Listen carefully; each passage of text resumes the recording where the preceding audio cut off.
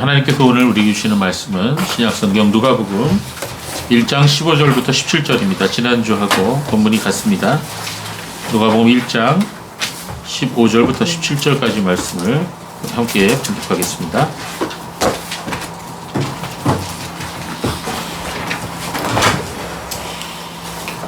네, 1장 15절부터 17절 말씀을 우리 같이 함께 읽겠습니다. 시작. 그가 주님 앞에서 큰 인물이 될 것이며 포도주나 독한 술을 결코 마시지 않을 것이고 어머니 뱃속에서부터 성령으로 충만할 것이다. 다같이 그는 이스라엘의 많은 자손들을 그들의 주 하나님께로 돌아오게 할 것이다. 그가 또 엘리야의 영과 능력으로 주님보다 앞서가서 아비들의 마음을 자녀들에게 돌아오게 하고 불순종한 자들의 의인의 지혜로 돌아오게 하며 백성들이 주님을 맞이할 준비를 하게 할 것이다. 아멘.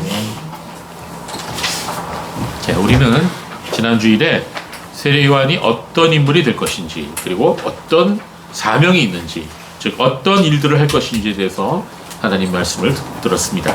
이 천사 가브리엘은 사가랴 제사장에게 나타나서 세례 요한이라는 아들이 장차 태어날 것과 또 그를 통해서 하나님께서 어떤 일들을 행하실 것인지를 아주 자세하게 말씀해 주셨습니다. 자, 세례 요한의 사명은 한마디로 말하자면 지난주에도 말씀드린 것처럼 돌아오게 하는 것이었습니다. 세례 요한은 이스라엘 백성으로 하여금 하나님께로 다시 돌아오도록 만드는 그런 것이 바로 세례 요한의 사명이었습니다. 만약 여러분이 지금 이 낭떠러지를 향하여 막 달려가고 있다면, 그런 사람들을 바라보고 있다면 어떻게 해야 될까요? 그냥 두어서는 안 되겠죠. 예, 당신들이 이 방향으로 계속 달려가다가는 떨어져서 죽을 것입니다라고 분명히 경고를 해줘야 됩니다. 그렇죠? 여러분, 강원도 철원과 이 경기도 북부로 이어지는 강이 하나 있는데 그 이름이 한탄강이에요. 여러분 혹시 가보셨는지 모르겠는데 이 한탄강은 과거 이 화산에서 분출한 용암이 흘러내려서 만들어진 강이에요. 그렇기 때문에 좌우로 이 검은 현무암이 마치 이 벽처럼 둘러져 있는 구조입니다. 용암이 이처럼 길고 긴 띠 모양으로 깊게 골짜기를 파놔갖고 이거를 전문 용어로 추가령 구조국이라 이렇게 말합니다. 그래서 그 추가령 구조국을 만들어서 이게 이렇게 굽이굽이 용암이 파내려갔기 때문에 그 굉장히 경관이 멋있어요. 가보면 여러분 아시겠지만 철원에는 보통 이 평야지대가 많아요. 그래서 철원평화라고 그러거든요. 근데 갑자기 이 강이 나타나요. 그리고 그것도 낭떠러지와 절벽과 함께 나타납니다. 이 한탄강에는 그래서 6.25 사변 때 이 치열한 전투가 많이 치러졌던 것입니다. 수많은 사람들이 이 전투 중에 막 달려가다가 그만 갑자기 강이 나타나니까 거기서 멈추지 못하고 낭떠러지 떨어져서 많이 죽었다고 합니다. 그래서 원래 이 한탄강이란 이름의 원래의 뜻은 한여울, 즉 아름다운 여울, 큰 여울, 그런 뜻을 갖고 있는데 많은 사람들이 여기서 죽게 되고 마니까 사람들이 그만 울고 한탄한다는 의미로 이 강을 한탄강이라 이렇게 불렀다는 것입니다. 자, 인생도 마찬가지입니다. 우리 인생도 정신없이 일하고 돈 벌고 세상이 언제까지나 계속될 줄 알고 정신없이 살다가 갑자기 낭떠러지를 만나게 되고 그 아래로 추락하고 마는 게 그게 인생인 것입니다. 우리 주위에도 이러한 사람들이 너무나 많이 있는 것입니다. 지금은 잘 사는 것 같고 별일 없는 것 같지만 모두가 죽음의 문 앞에 서게 된다는 거예요. 그리고 그때가 언제인지는 아무도 모른다는 거예요. 갑자기 그때가 온다는 거예요. 그리고 그 후에는 무서운 최후의 심판이 기다리고 있다는 겁니다. 어느 한 사람도 예외가 없다는 거예요. 젊은 사람도 마찬가지예요. 성도들은 자기 자신만이 잘 믿고 잘 살다가 이 천국에 가면 그만이지 이렇게 생각해서는 안 되는 것입니다. 잘못된 길로, 잘못된 인생으로, 잘못된 방향으로 달려가고 있는 그런 사람들을 본다면 우리는 분명히 말해줘야 되는 거예요. 당신 지금 잘못된 길로 가고 있다. 그 길로 가지 말아라. 그 길로 가면 반드시 죽는다. 이 얘기를 우리는 해줘야 되는 것입니다. 그리고 뭐라고 해야 될까요? 돌아서라고 해야 돼요. 돌아서세요. 하나님께로 돌아오세요. 이렇게 이야기해야 되는 것입니다. 바로 이것이 세례 요한의 사명이었어요. 돌아오게 하는 것. 그러니까 잘못된 길로 잘못된 삶을 살아가고 있는, 잘못된 방향으로 살아가고 있는 이스라엘 백성들을 향해서 너희가 하나님께로 돌아오라. 이렇게 외치는 것이 세례 요한의 사명이었다는 것입니다. 그 당시 이스라엘 백성들은 잘못된 우상 숭배와 죄와 탐욕의 길을 걸어가고 있었어요. 그 길로부터 돌아서서 하나님께로 돌아오도록 만드는 것이 바로 세례 요한의 사명이었던 것입니다.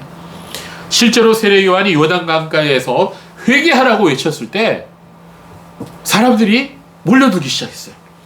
수많은 사람들이 그에게 나와서 세례 요한의 말씀을 듣고 회개하고 그리고 세례 요한이 베푸는 세례를 받았어요. 400년 동안 이스라엘의 선지자가 나타나지 않아서 그 400년 기간을 뭐라고 했어요? 신구약 중간기, 다른 말로 암흑기라고 그랬어요. 영적 암흑기예요. 그런데 세례 요한이 새해성같이 나타나서 회개의 메시지를 선포하고 회개의 세례를 사람들에게 베풀었습니다. 그리하여 요단강가에서는 매일마다 놀라운 회개의 역사가 일어나고 매일 영적 부흥회가 열리고 있었던 것입니다. 자, 이것은 지금도 마찬가지예요. 하나님께로 돌아오라는 것은 성경 말씀의 핵심 메시지입니다. 성도는 세상을 향하여 이 메시지를 외쳐야 하는 것입니다. 여러분 주위의 사람들에게, 여러분의 남편에게, 여러분의 부인들에게, 여러분의 자녀들에게, 여러분의 이웃에게, 친척에게, 직장 동료에게, 우연히 만난 사람에게 성도는 항상 그들이 하나님과의 바른 관계에 있는지를 살펴보고 그렇지 못하다면 하나님께로 돌아오라고 그렇게 전해야 되는 것입니다. 하나님께서는 우리가 다른 사람의 영혼의 상태에 대해서 관심을 갖기를 바라세요. 다른 사람의 영혼, 너는 잘 사세요. 나도 잘 살게요. 따로따로 신경 쓰지 맙시다. 이거는 그리스도인의 태도가 아니에요. 그리스도인은 항상 누구를 보든지 그 사람이 불교인이든 그 사람이 뭐 무신론자든 그 사람이 어떤 사람이든 간에 저 사람이 지금 하나님과 어떤 관계에 있는가를 항상 우리가 살펴봐야 하는 것입니다. 그들의 구원을 위해서 우리가 애써야 하는 것입니다. 하나님께로 돌아온다는 말에 의미하는 것이 무엇일까요? 여러분, 하나님께 돌아온다는 말이 뭐예요? 교회 나온다는 얘기예요? 뭐 그런 뜻도 될 수 있지만 정확한 뜻은 그런 뜻이 아니에요. 하나님께로 돌아온다는 말의 정확한 의미는 죄를 회개하고 예수 그리스도를 주와 구주로 모신다는 거예요. 하나님의 말씀대로 살아간다는 거예요. 이게 하나님께로 돌아온다는 거예요. 내 욕심대로, 내 야망대로 살던 사람이 하나님의 말대로, 하나님의 말씀대로, 하나님의 뜻대로 살아가는 게 그게 하나님께로 돌아오는 거예요. 그래서 아직까지 이 교회를 출석하는 사람들 중에도 하나님께로 아직 돌아오지 않은 사람들이 너무 많아요. 교회는 다니고 있어요. 주일날 교회는 다니고 있는데 아직 그 마음이 하나님께로 돌이키지 않은 사람들이 있다는 거예요. 그런 사람들은 이 다음에 천국 갈 수 있다는 보장이 없어요. 그렇기 때문에 매일 말씀을 통해서 기회가 주어지는 거예요. 그러니까 내가 정말로 하나님께로 내가 돌아왔는가, 내가 돌이켰는가, 이걸 맨날 우리가 자신을 돌이켜 봐야 되는 거예요. 자, 또 하나님께 돌아온다는 말의 의미를 우리가 살펴보면 그 의미가 세상을 바라보는 내 눈이 바뀐다는 의미도 있어요. 내 가치관이 바뀌고 나의 세계관이 바뀌는 게 바로 하나님께 돌아오는 거예요. 사람들은 그동안 살면서 보고 듣고 경험한 것을 통해서 그 사람의 가치관이 만들어지고 세계관이 형성됩니다.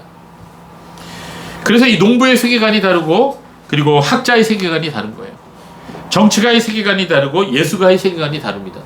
이 경찰분들은 이렇게 만나서 보면은 사람들이 다 범죄자로 보인대. 그런 경우가 많대요. 하도 범죄자들을 만나니까. 저마다 세계관이 다르고 가치관이 상이하지만 하나님을 등지고 살아가는 사람들은 모두가 세상적인 가치관과 세상적인 세계관을 가지고 살아가고 있는 거예요. 혹시 C.S. 루이스라는 사람의 분의 천국과 지옥의 이혼이라고 하는 책이 있어요. 그거 읽어보신 분이 있는지 모르겠는데 책 제목이 좀 특이하죠. 예, 어떤 분이 천국과 지옥의 결혼이라는 책을 적었고 그거를 반론을 하기 위해서 이 책을 지으셨어요. 이 책은 판타지 소설이에요. 거기에 이런 말이 나와요. 세상에는 딱 두 종류의 인간밖에 없다. 하나님께 당신의 뜻이 이루어지이다 라고 말하는 인간들과 하나님의 입에서 끝내 그래 내 뜻대로 되게 해주마 라는 말을 듣고야만 인간들이 이렇게 두 종류밖에 없다 이렇게 말했어요. 좀 의미 있는 말이죠. 자, 하나님의 뜻대로 이루어지이다 이렇게 말하면서 사는 사람이 누구예요? 하나님께 돌아온 사람들이죠. 그러나 하나님께서 그래 내 뜻대로 마음대로 살아라 이렇게 하나님이 포기하신 사람, 하나님께서 그냥 놔두신 사람, 이런 사람들은 하나님께로 돌아오지 않은 사람들이죠. 네, 그렇습니다. 이 세상 모든 사람들의 세계관 이렇게 두 가지로 명확하게 나뉘는 거예요. 하나는 하나님 중심의 세계관이고 또 다른 하나는 나 중심의 세계관, 인간 중심의 세계관을 가지고 살아가는 사람들인 것입니다. 세상 사람들은 무엇으로 인생의 성공을 판단합니까? 세상이 내가 얼마나 많이 가졌는가, 또 내가 얼마나 힘이 센가, 내가 얼마나 가지고 있는 영향력이 막강한가, 이거 가지고 판단하죠. 또 내가 얼마나 유명한가, 내가 얼마나 높은 위치에 있는가, 이거 가지고 판단합니다. 내가 얼마나 많이 알고 있는가, 내 가방끈이 얼마나 긴가, 이런 기준으로 사람들을 평가하는 것입니다. 그런데 이런 것들이 다 세상이 판단하는 성공의 표지들인 것이죠. 문제는 어떤 사람들은 이런 것들을 얻기 위해서 수단과 방법을 가리지 않는다는 거예요. 권모와 술수와 아첨과 뇌물을 통해서 이런 것들을 얻으려고 한다는 것입니다. 그러다 보니까 어떻게 되죠? 다른 사람의 눈에서 눈물을 흘리게 만드는 거예요. 다른 사람의 것을 뺏게 만드는 거예요. 옳지 않은 방법으로 빼앗는 거예요. 다른 사람을 불행하게 만들고 그 위에 자신의 행복을 쌓는 거예요. 그런 사람들이 세상에 너무너무 많아요. 그런데 이런 거 다 하나님께서 기록해 놓으셨다는 거 알아야 돼요. 하나님 다 녹화해 놓으셨어요. 마지막 심판 때 온 세상 사람들이 다 보는 가운데 펼쳐놓을 거예요. 수치를 당하게 될 거예요. 왜곡된 역사도 미화된 기록도 하나님 앞에서는 다 드러나게 될 것입니다. 성도 여러분, 우리는 이 성공이라고 하는 것에 대한 기준이 달라져야 돼요. 성도는 세상이 바라보는 성공의 기준이 아니라 하나님의 말씀에 합당한 그런 성공이 돼야 됩니다. 아직도 내 안에 세상적인 가치관과 세상적인 세계관이 아직도 내 안에 남아있다면 어떻게 돼요? 말씀을 통해서 바뀌어져야 돼요. 교회를 다녀도 우리가 오랫동안 교회를 다녀도 수많은 사람들이 가치관이 바뀌어지지 않아요. 세상적인 가치관과 세상적인 세계관을 가지고 교회에도 똑같이 그걸 적용하려고 해요. 그럼 문제가 생겨요. 이 세상 사람들의 모습을 한마디로 표현할 때 물질 망론주의라고 얘기하죠. 물질 망론주의에 빠져서 살아가는 사람들은 어떻게 생각하죠? 모든 것이 돈으로 다 해결할 수 있다고 생각을 합니다. 사람도 돈 주고 사면 되고 사랑도 돈 주고 돈만 있으면 다 살 수 있다, 이렇게 생각하는 거예요. 여러분, 사랑은 돈 주고 살 수 있어요?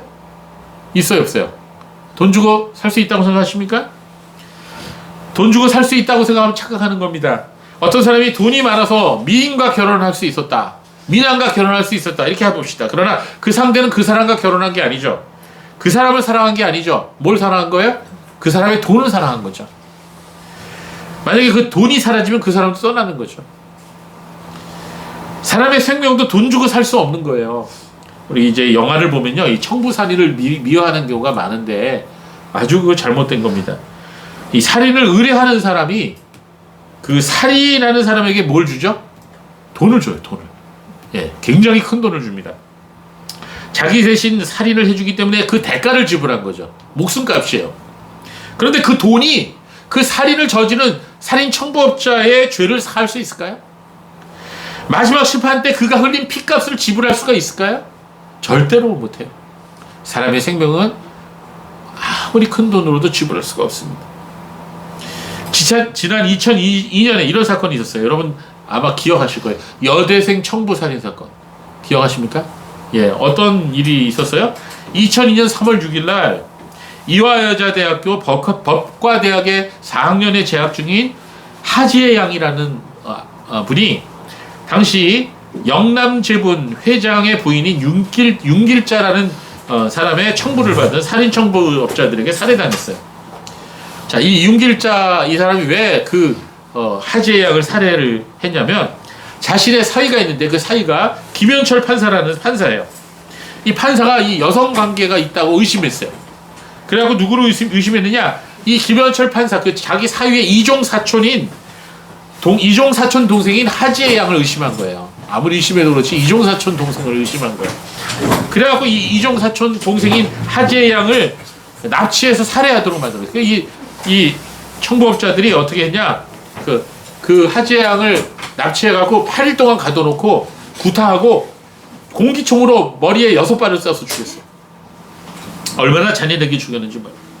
이 사람들이 얼마 받았냐? 1억 7,500만 원 받았어요. 원래는 2억 달라 그랬는데 두 사람이서 두 사람이 이 짓을 했는데 1억씩 달라 그랬는데 윤길자 씨가 깎았대요. 그래갖고 선수금으로 5천만 원 받고 나중에 나머지 금을 받았답니다. 어떻게 됐어요? 윤길자와 2명의 살인자가 다 무기징역을 받았어요.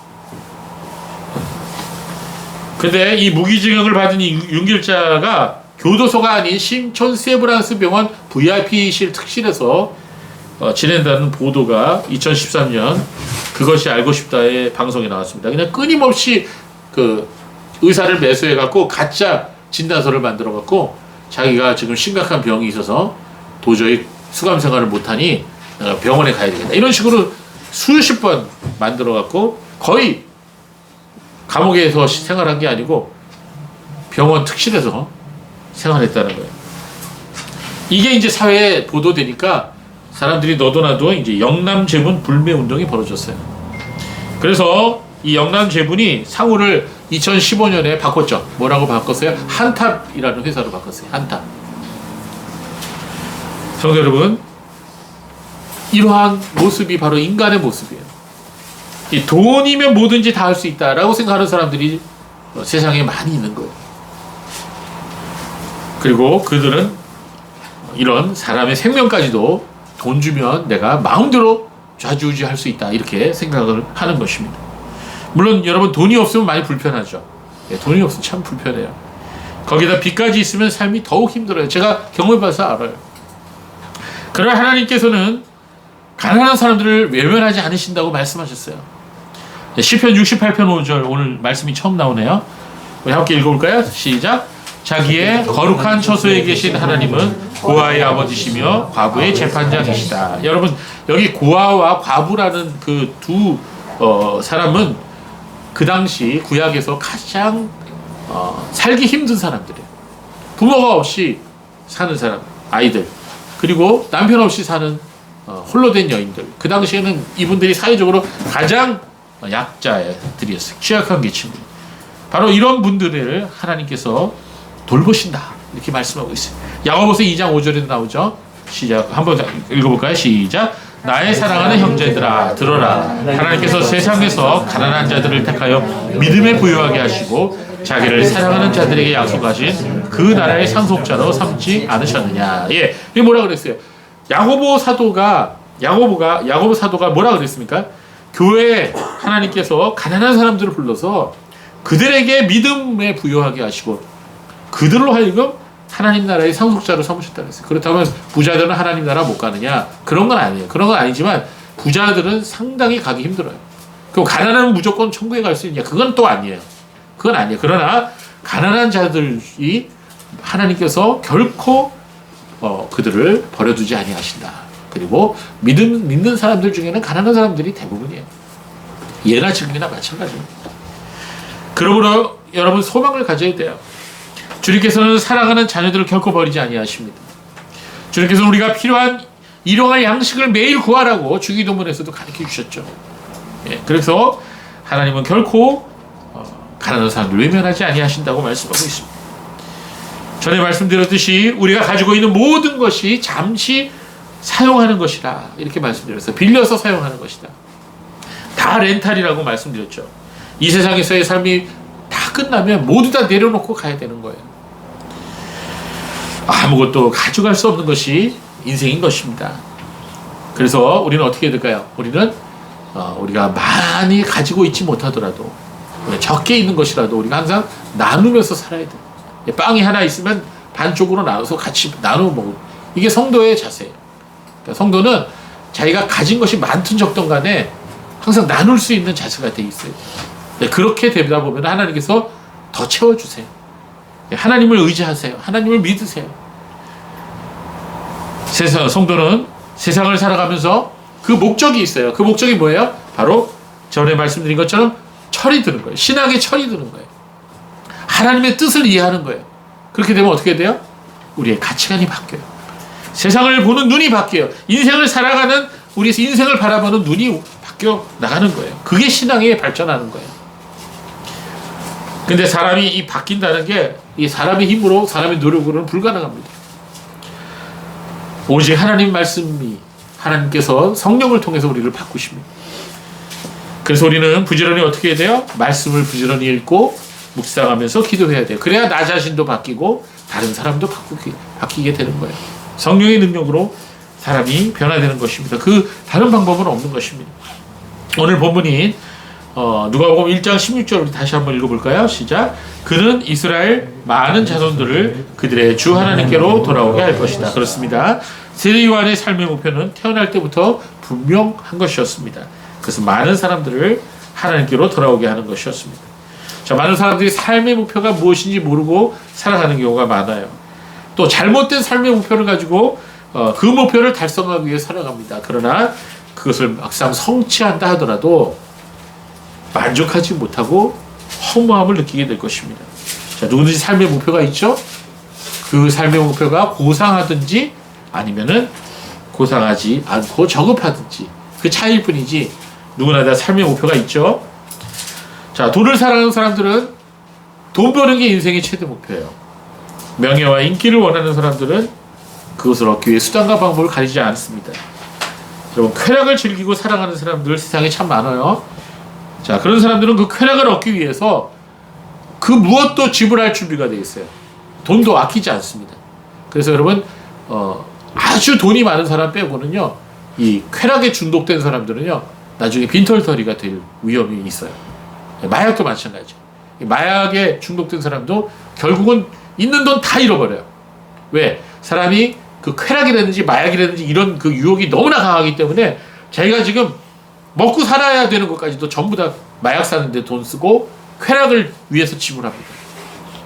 그래서 여러분, 이 마약이나 이런 성도착이나 이런 걸 들어가면 발을 들이면 큰일 나요.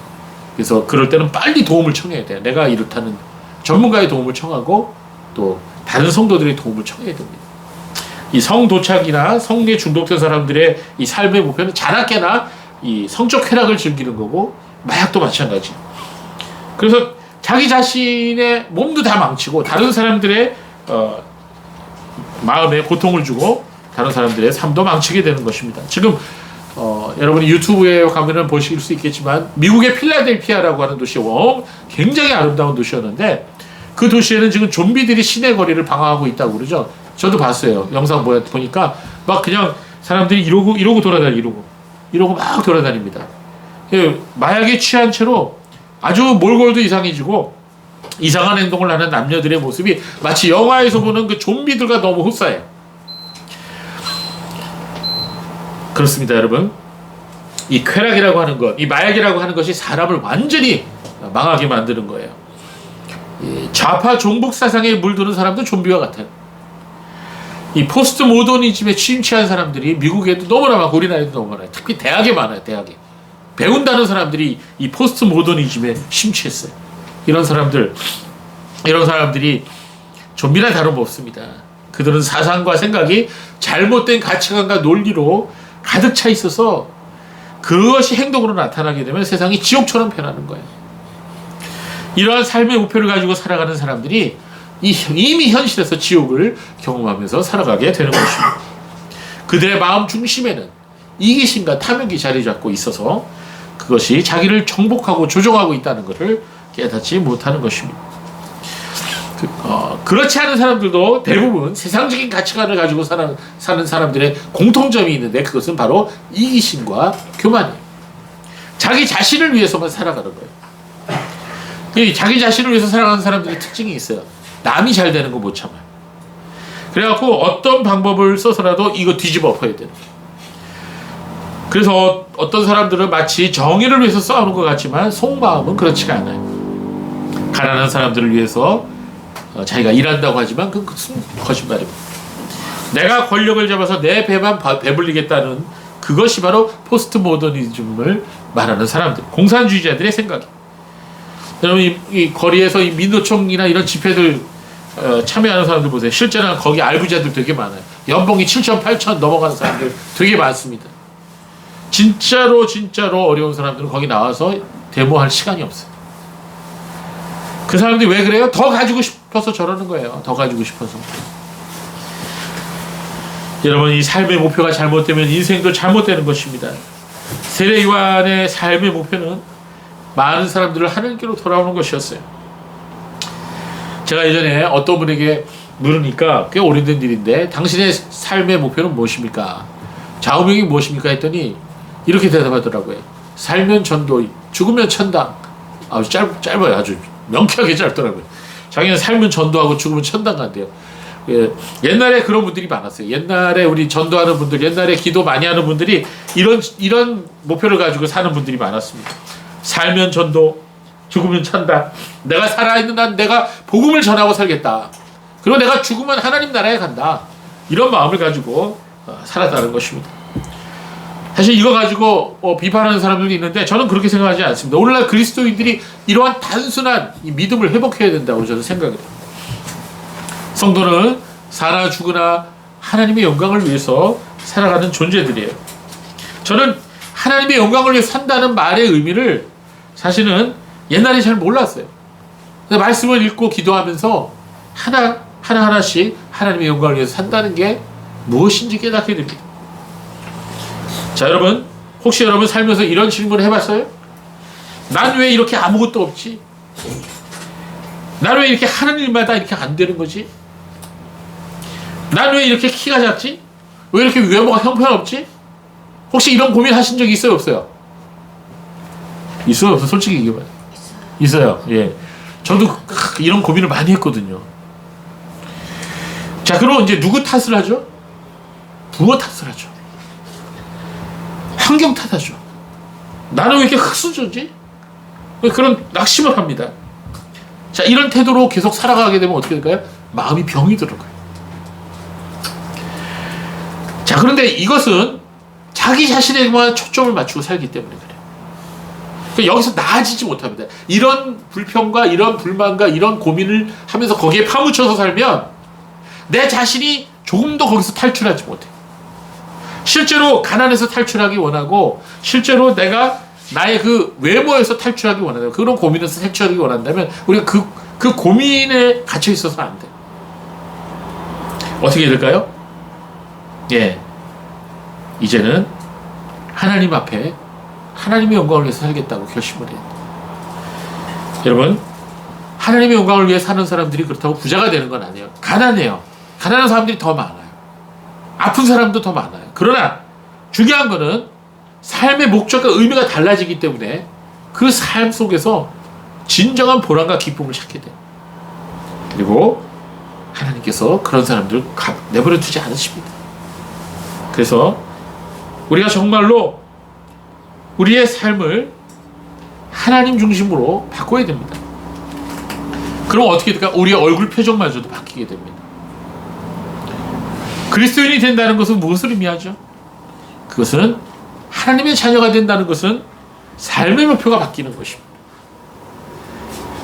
그동안은 내 중심, 내 자신만을 위해서 살던 사람이 나를 통해서 다른 사람들이 복을 받도록 다른 사람들에게 하나님의 사랑을 나누어주고 베풀어주는 삶이 되게 해달라고 기도하면서 우리 자신은 바뀌게 됩니다. 하나님 앞에 그렇게 사는 삶을 살아가는 성도들이 바로 하나님께 영광을 돌리고 하나님 앞에 잘했다 칭찬을 받게 되는 것입니다. 참된 믿음은 내 자신에게 무엇을 믿어야 무엇을 위해 살아야 하는지를 명확하게 알려줍니다. 참된 믿음은 삶의 참된 동기와 목적을 주게 되는 것입니다. 그리고 그 목표를 향해서 달려갈 수 있는 놀라운 집중력을 주게 되는 것입니다. 여러분, 삶이라고 하는 것은요, 지금 현재의 나의 모습을 가지고 모든 것을 판단하면 안 돼요. 우리가 다른 사람도 마찬가지. 삶이라고 하는 건요, 하나님께서 우리의 모든 것을, 우리의 성품, 우리의 모든 것을 다루시는 과정이에요.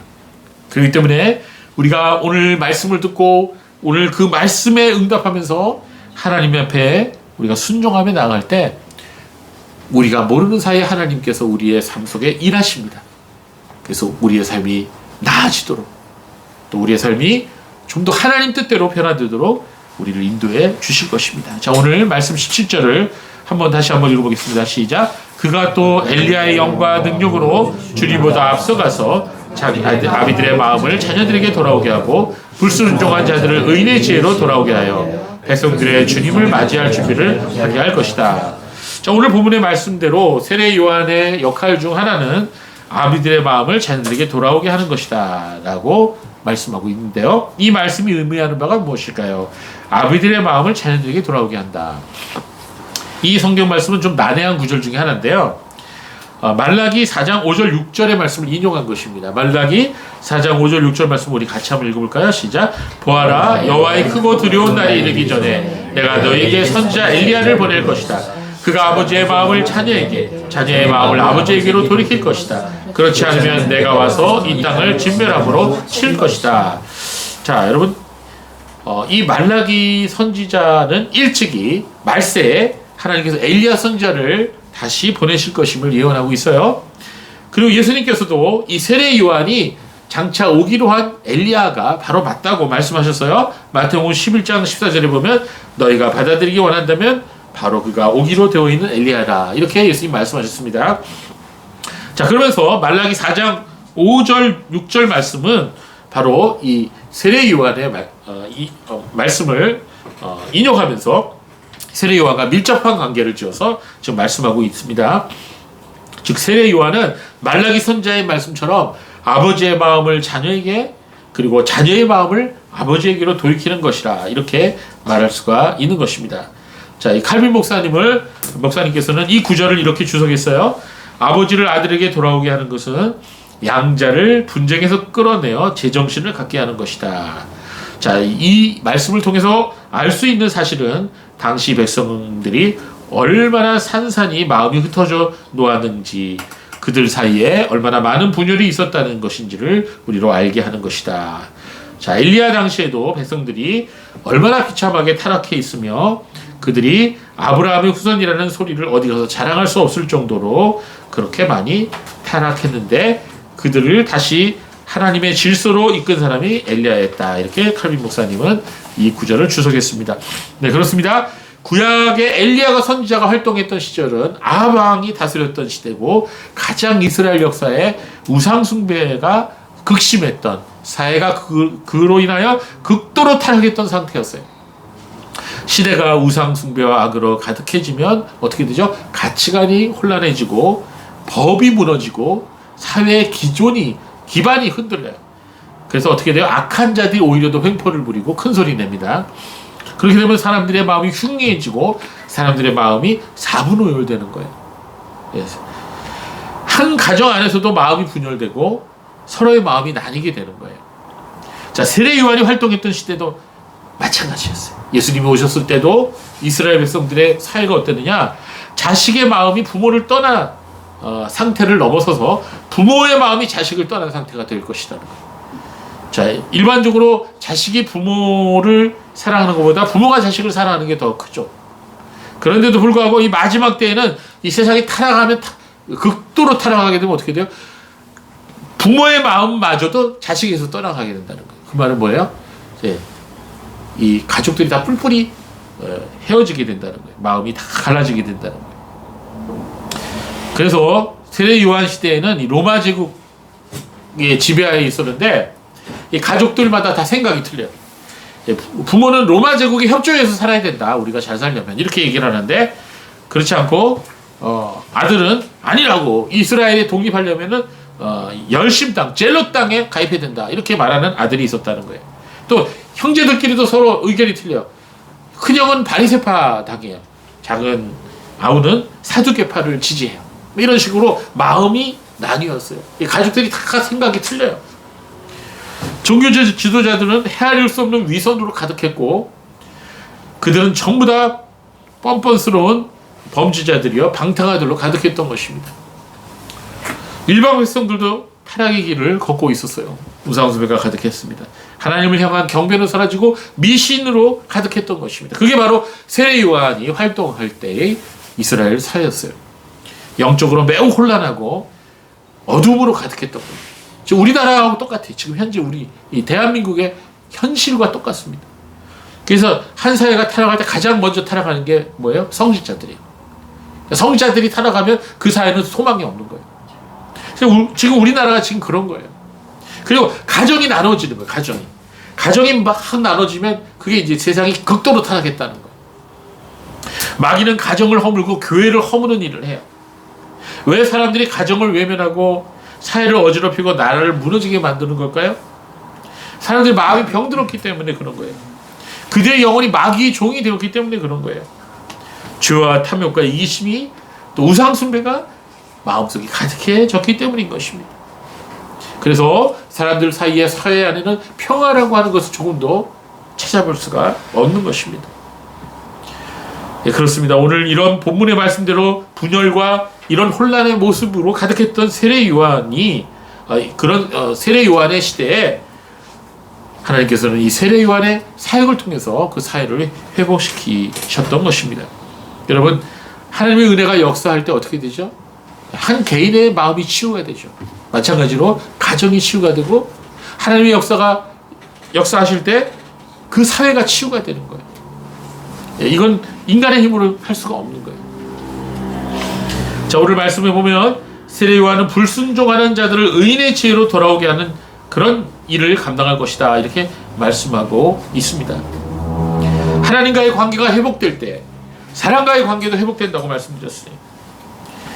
하나님 말씀을 등 뒤로 던지고 죄악으로 달려가는 사람들이 하나님 말씀에 귀를 기울이게 되고 하나님 말씀 앞에서 죄를 깨닫게 되고 통회하고 회개하는 역사가 일어나게 될 것이다, 이렇게 말씀하게 되는 것입니다. 그래서 오늘 말씀 17절 말씀에 보면 세례 요한의 사역을 통해서 백성들이 주님을 맞이할 준비를 하게 될 것이다, 이렇게 천사가 말씀하고 있습니다. 그래서 주님께서 오시기 전에 세례 요한은 이스라엘 백성들에게 먼저 가서 주님을 맞이하도록 그들의 마음을 준비시키는 그런 역할을 했던 것입니다. 여러분, 오늘날에도 이 세례 요한과 같은 사람들이 필요해요. 주께서 나타나실 때를 대비하고 정결한 신부와 같이 성도들을 세상으로부터 모아드리는 일을 하는 그런 사람들이 바로 세례 요한과 같은 사람들인 것입니다. 그런 사람들이 교회의 기둥입니다. 그리고 세상의 빛과 소금 된 사람들인 것입니다. 그런 사람들이 있을 때 교회와 국가가 바로 세워질 수가 있는 것입니다. 네, 그렇습니다. 세례 요한의 직무는 정말 하나님을 위한 남은 자들을 준비시키는 일이었다. 오늘 교회의 사명도 마찬가지예요. 교회의 사명도 그렇고 성도의 사명도 마찬가지입니다. 하나님의 일이 무엇일까요? 하나님의 일은 하나님부터 멀어진 사람들의 마음을 다시 하나님께로 돌아오게 하는 거예요. 그래서 사람들을 하나님께로 돌아오게 되면 어떻게 되죠? 사람들의 마음에, 그리고 가정에, 그리고 사회에, 국가에 새로운 질서가 회복되는 거죠. 조화가 이루어지는 것이죠. 예수님께서 제자들에게 이런 말씀하셨어요. 요한복음 4장 35절에 너희는 아직 넉 달이 지나야 추수 때가 온다고 말하지 않았느냐. 보아라, 내가 너희에게 말하니 너희 눈을 들어 밭을 보아라. 이미 희어져 추수하게 되었다. 세례 요한의 삶의 목표는 이스라엘 자손의 마음을 돌이켜서 무지와 방종과 죄악을 버리고 하나님께 돌아와 참된 믿음과 삶을 회복하도록 하는 것이었습니다. 우리는 지난주 우리 소그룹 활동을 하면서 북아일랜드에서 일어났던 얼스터 부흥에 대해서 우리가 같이 읽었습니다. 1850년대에 이 북아일랜드는 영적으로 매우 메마른 곳이었어요. 도시에는 닭싸움하는 사람들로 가득 찼고 오락을 하는 사람들로 매일매일 북적였습니다. 장날에는 술 마시는 시합이 여기저기서 벌어졌고 권투 시합, 이걸 구경하는 사람들, 그러다가 패싸움이 일어나고 경찰 감방이 사람들로 들끓었어요. 술주정꾼들이 여기저기 술에 취해서 나뒹굴어져 있었습니다. 그뿐만 아니라 그 당시 교회 상황도 좋지 않았어요. 교회 안에 교회들이 대부분 형식주의에 빠져 있었고 무관심주의로 그냥 차가운 그런 교회들 뿐이었습니다. 특히 이 북아일랜드의 장로교회는 아리안주의라고 하는 그런 이단 교리가 침범에 들어와 갖고는 그 교리가 아주 횡포를 부렸습니다. 이 아리안주의라고 하는 것은 주 예수 그리스도가 하나님 되심, 즉 삼위일체를 부인하는 그런 아주 사악한 이단입니다. 이와 같은 상태가 되어버리니까 교회도 힘을 잃어버리고 아주 혼란에 빠져 있었습니다. 자, 그런데 1859년에 북아일랜드에 놀라운 일이 벌어졌죠. 몇몇 소수의 겸손한 사람들이 모여서 기도를 시작했어요. 우리 사회를 위해서, 우리 교회를 위해서 하나님께 정말 간절히 변화를 위해서 기도하기 시작했습니다. 자, 이런 기도 모임이 곳곳에서 일어나기 시작했습니다. 놀라운 일이죠. 이건 성령께서 하신 일이에요. 사람의 힘으로 되는 게 아니에요. 그래서 어디를 가든지 기도 모임이 있었어요. 소그룹 기도 모임. 그런 기도 모임이 계속되었습니다.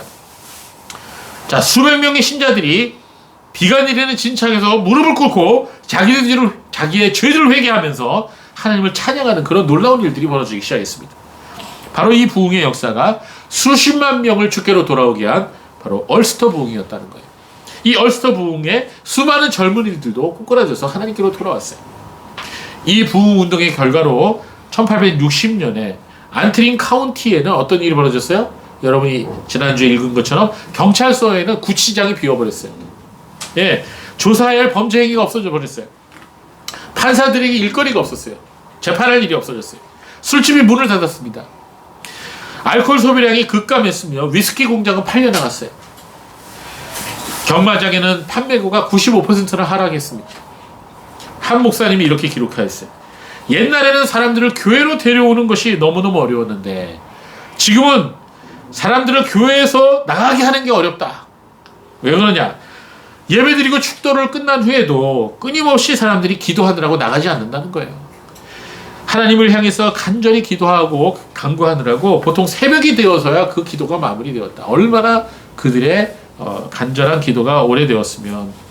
이 얼스터 부흥이 나중에 잉글랜드, 스코틀랜드 그리고 웨일즈에도 부흥의 불을 지폈던 것입니다. 그런데 이 부흥의 첫 출발점이 누구였죠? 바로 제임스 맥컬킨이라고 하는 청년이었어요. 이 청년이 예수 그리스도를 주와 구주로 온전히 모셔드리고 난 후에 그리고 기도 모임을 친구들과 함께 시작한 거죠. 이들의 그 기도 모임이 19개월 동안 꾸준히 계속되면서 여기저기에서 기도 소그룹들이 생겨나기 시작되는 것입니다. 그래서 마틴 로이드 존스 목사님이 바로 이 부흥이라고 하는 책에서 이 제임스 맥컬킨을 뭐라 그랬어요? 바로 북아일랜드의 모세라 이렇게 별명을 붙였던 것입니다. 자, 이와 같이 우리는 한 사람을 통해서 하나님이 역사하신다는 것을 알 수가 있습니다. 세례 요한을 통해서, 엘리야를 통해서, 맥컬킨을 통해서 오늘날 여러분 한 사람을 통해서도 일하실 수가 있습니다. 하나님은 이 시간 기도하는 사람들을 통해서 하나님의 놀라운 은혜를 베푸신다는 걸 알 수가 있어요. 그래서 우리는 기도해야 돼요. 다니엘서 12장 3절 말씀을 같이 읽어볼까요? 12장 3절 말씀 시작. 지혜로운 사람들은 하늘의 밝은 빛처럼 빛날 것이며 많은 사람을 의로 인도하는 사람들은 영원토록 별과 같을 것이다. 네, 맞습니다. 하나님은 어떤 사람을 영원토록 별과 같이 빛나게 해주신다고요?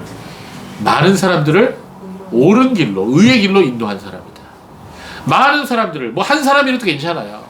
여러분이 지금까지 살아오면서 신앙생활을 하면서 단 한 사람이라도 하나님께로 인도하고 하나님께로 돌아오게 한 사람이 기억납니까? 그 이름이 기억납니까, 여러분? 어떠십니까? 있어요, 없어요? 예.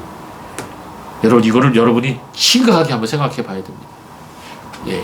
여러분, 정말 내가 그리스도인이라고, 내가 거듭난 그리스도인이라면, 나에게 정말 예수 그리스도의 생명이 있다면, 나를 통해서 하나님께로 돌아오게 한 영혼이 한 사람이라도 있어야 되지 않을까. 뭐 그거는 율법주의로 얘기하는 건 아니에요. 그런 열매가 나타나야 되지 않을까. 자, 오늘 우리는 도전을 좀 받아야 될 것 같아요. 오늘 다니엘에게 주신 말씀처럼 많은 사람을 의의 길로 인도한 사람은 영원히 별과 같이 빛나게 될 것이다. 이건 괜히 허풍친 게 아니에요. 이건 약속의 말씀입니다. 여러분, 우리 그리스도 교회 성도들은 모두가 다 한 분도 빼놓지 말고 영원토록 별과 같이 빛나는 분이 되시기 바라요. 예, 그렇게 되시기 바랍니다. 사람은 결코 변하지 않아요. 세월이 흘러도 마찬가지입니다. 근데 바로 그런 사람을 변화시키는 게 성령의 역사예요. 그래서 우리는 기도해야 되는 거예요. 한 개인의 변화를 위해서 기도해야 돼요. 교회의 부흥을 위해서 기도해야 돼요. 한 나라와 민족, 그 시대의 변화를 위해서 우리는 기도해야 돼요. 그래서 존 낙스가 뭐라고 기도했어요? 하나님, 스코틀랜드를 나에게 주십시오. 아니면 나에게 죽음을 주십시오. 이렇게 목숨을 걸면서 기도했다 그러잖아요. 그 기도 소리가 얼마나 애간장이 탔는지 먼 심리 밖에서도 들렸다는 거예요. 여러분 이렇게 모두 다 주의 귀한 일을 했던 사람들 다 기도의 사람들이었어요. 기도 없이는 있을 수가 없습니다. 자, 에스겔 36장 37절 우리 같이 읽어볼까요? 시작. 주 여호와가 이같이 말한다. 이것도 이스라엘 족속이 내게 구해야만 내가 그들에게 행할 것이니 내가 그들을 양떼같이 많게 할 것이다. 아멘. 자, 하나님께서는 기도하는 사람을 통해서 역사하신다. 여기 이렇게 말씀하고 있습니다.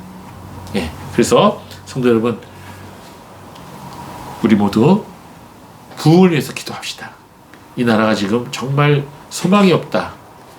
정말 소망이 없다. 어떤 사람을 보면은 저 사람 구제불능이다. 우리가 이렇게 생각할 때가 있죠. 내 자신을 봐도 구제불능이다. 이런 생각할 때가 있어요, 없어요? 그런 생각할 때가 있어요. 근데 그런 생각 바꾸고 기도하면 된다. 기도하면 하나님께서 변화시켜 주실 것이다. 이런 믿음을 가집시다. 그리고 우리 이번 한 주간, 아니 이후로 계속해서 우리 기도의 사람이 되게 해달라고 하나님 앞에 기도하는 우리 그리스도 교회가 되게 해달라고 기도하는 우리 모든 성도들이 되시기 바랍니다. 기도하겠습니다.